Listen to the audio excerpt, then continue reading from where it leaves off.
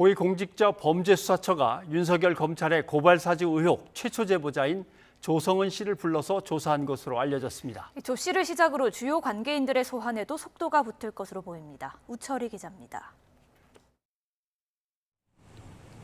검은색 승용차 한 대가 고위공직자 범죄수사처를 빠져나옵니다. 고발사주 의혹의 최초 제보자인 조성은 씨가 공수처 차량으로 비공개 출석한 뒤 7시간 넘게 조사를 받고 돌아가는 겁니다.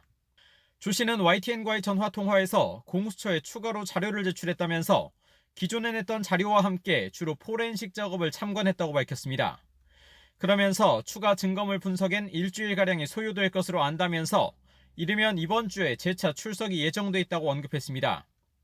또 자신을 제2의 윤지호라고 한 김기현 원내대표 등 국민의힘 의원 4명을 고소했다고도 말했습니다. 다만 본격적인 참고인 조사를 위한 조서 작성은 이루어지지 않은 것으로 전해졌습니다. 앞서 조 씨는 지난 9일에도 공수처에 나와 고발장과 첨부 자료 등이 담겨있는 휴대전화와 USB를 제출하고 기초 조사를 받았습니다. 이후 공수처는 손준성 대구고검 인권보호관과 국민의힘 김웅 의원의 자택과 사무실 압수수색에 나섰고 추석 연휴까지 2주 넘게 확보한 증거물 분석에 주력했는데 추가 분석이 필요하다는 판단을 내린 것으로 풀이됩니다. 다만 공수처가 조 씨를 거듭 소환한 점으로 미뤄볼 때 증거 분석이 막바지에 다다르면서 주요 인물에 대한 본격적인 소환 조사에 신호탄을 쏜 것으로 보입니다.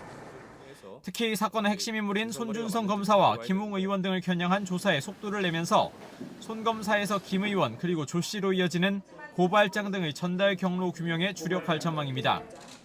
이와 함께 공수처는 박지원 국가정보원장이 조 씨와 함께 고발사주 의혹 제보를 논의했다는 의혹과 대장동 개발 특혜 의혹을 둘러싼 이재명 경기지사 피고발 사건 등에 대해서도 조만간 입건 여부를 결정할 방침입니다. YTN 우철입니다.